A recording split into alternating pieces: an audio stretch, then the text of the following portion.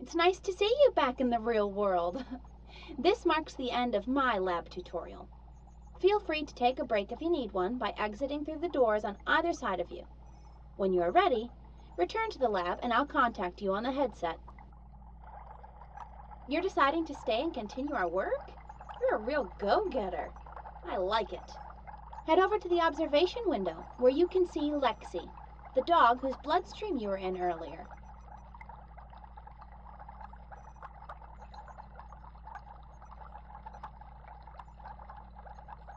Lexi is a 5-year-old female, intact Labrador. Her owners are dear friends of mine who left her with us to be boarded while they're vacationing in the Rockies. They also requested we perform her annual examination and yearly blood work while she's here. As you can see, she seems to be healthy, is eating normally, and interested in her surroundings. Let's enter her bloodstream and take a look around, shall we? Head over to the molecular transporter to get started.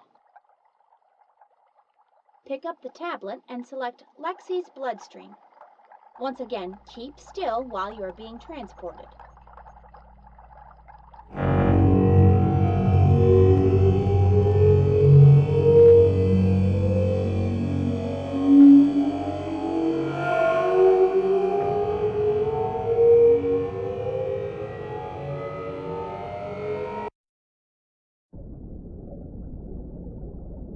See?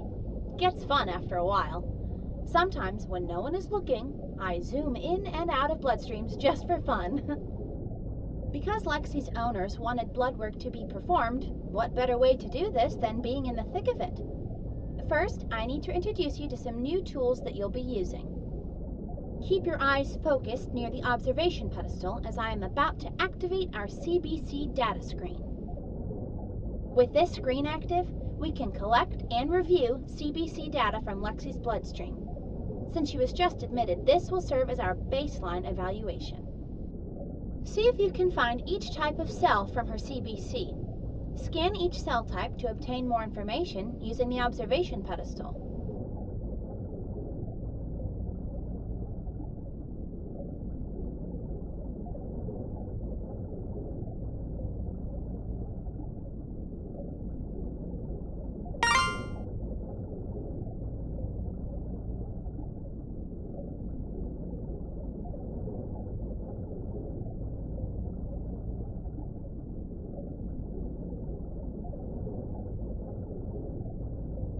Wow, you found a basophil. Those are pretty rare. Nice catch.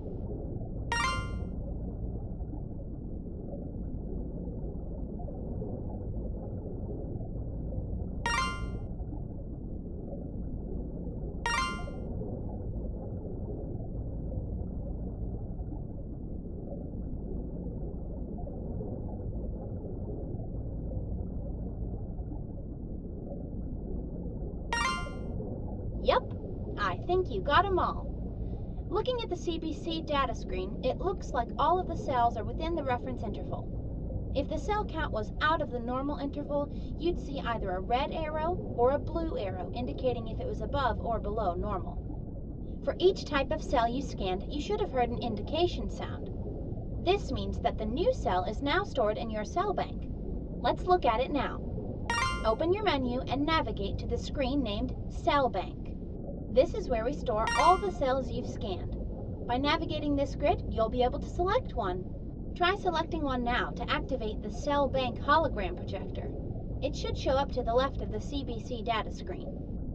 Lexi's findings are normal and everything looks okay. In fact, she appears to be happy, healthy, and enjoying her stay. Why, at this moment she's chasing her tail. How cute.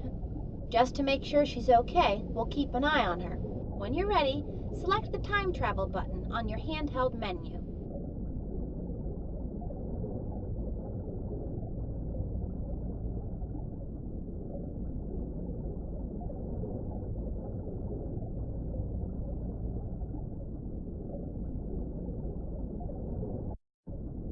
It's 8 a.m. on day 3, and Lexi didn't eat this morning.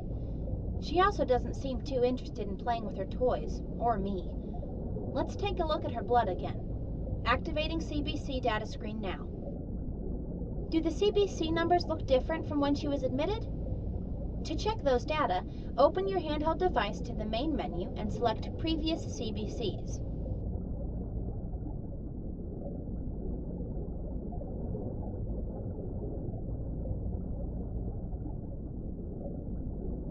This loads previously saved CBC data. As you can see, these values are from the admission sample. Compare these values with those on the current CBC, which are on the main CBC data screen between the two pedestals. Does anything look different to you? Because of the increase in neutrophils, it might be a good idea to check for evidence of toxic change. Select a neutrophil from the bloodstream and place it on the observation pedestal. We will need a normal neutrophil for comparison. Open your cell bank and select one. Now, scan the neutrophil to see if it has any evidence of toxic change.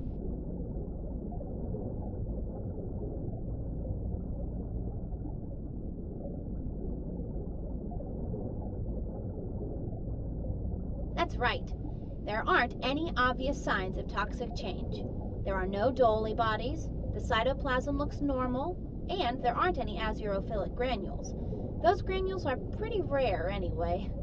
Lexi's CBC is still normal, although some of the values have changed a bit. There's also no evidence of toxic change in any of her neutrophils. Just to be sure, though, let's examine her again at noon. When you're ready, select the Time Travel button on your handheld menu. It's now noon on day 3. In the last 4 hours, Lexi clearly has become lethargic. She's laying around and won't eat anything. I even tried giving her a treat, and she wouldn't move.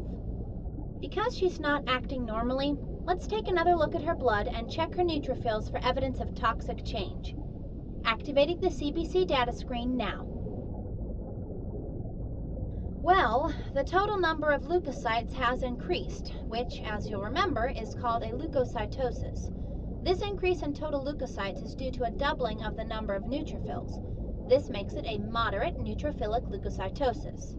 In fact, both the total leukocyte count and the number of neutrophils now exceed their reference intervals.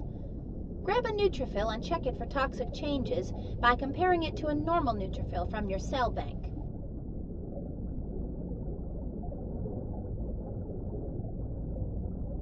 We will need a normal neutrophil for comparison. Open your cell bank and select one.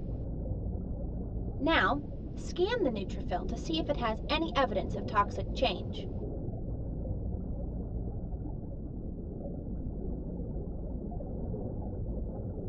Yep, there is definitely a change here.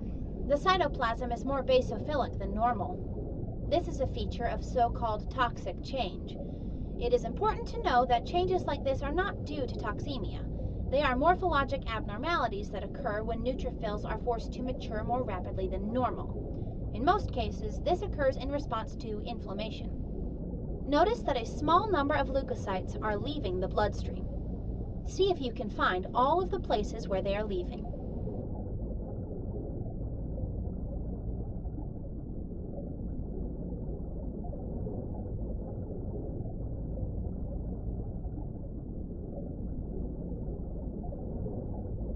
You found them all. Good job. There must be inflammation somewhere in the body, otherwise these cells wouldn't be leaving. Obviously, Lexi has something going on that is of concern. The number of mature neutrophils in circulation has increased, and most of them have basophilic cytoplasm. We'll keep watching her to see if anything changes.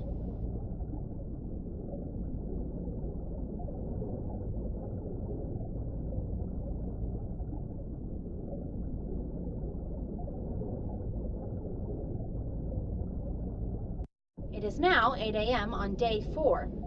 Lexi continues to be lethargic and appears to be depressed.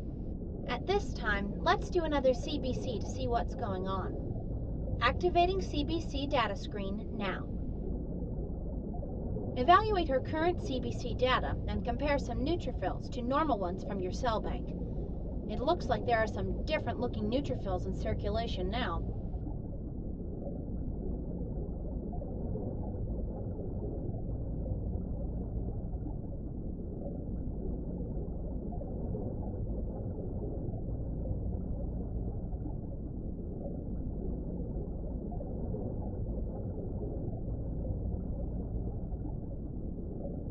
You're correct.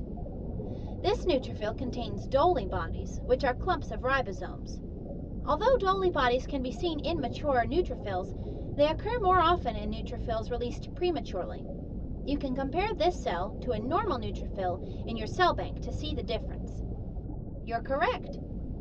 This neutrophil contains Dolly bodies, which are clumps of ribosomes. Although Dolly bodies can be seen in mature neutrophils, they occur more often in neutrophils released prematurely. You can compare this cell to a normal neutrophil in your cell bank to see the difference. Nice job! You found a band neutrophil, which is an immature neutrophil. You can tell that they are immature because the nucleus is horseshoe-shaped. The last step in the maturation process is when the nucleus becomes segmented. The bands are present because so many of the mature neutrophils have left the bloodstream for the inflamed tissue. In response, the bone marrow has released immature forms.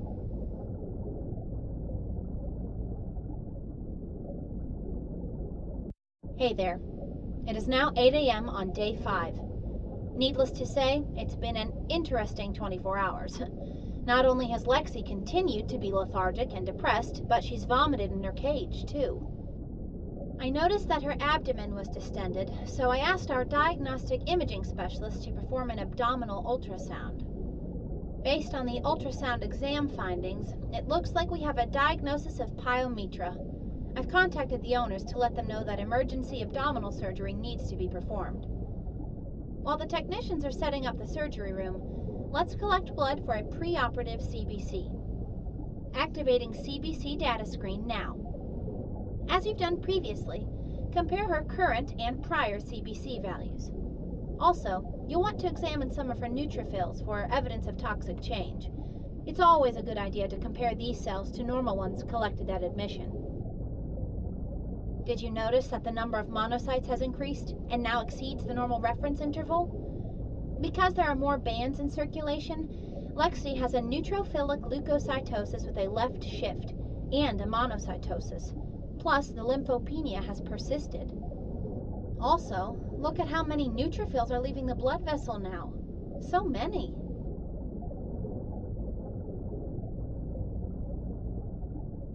It is now 8 a.m. on day 6. I hope you're still holding up. We performed emergency surgery to take care of Lexi's pyometra. Lexi seems to be doing much better and is interested in food again. Now would be a good time to take a look at her blood and it is now 8 a.m. on day 12, and look who's back to normal. Lexi is happy, eating normally, and ready to go home with her owners this afternoon. Before she leaves, let's take one last look at her blood and CBC values again. Activating CBC data screen. Compare today's CBC data with the CBC from day 6. The total leukocyte count has returned to normal and the bands are no longer present. In fact, Lexi's CBC results are all normal. Also, none of her neutrophils had any evidence of toxic change. It's certainly a good thing she was here when the pyometra developed. Good, you found the molecular teleporter. This is one of my favorite inventions.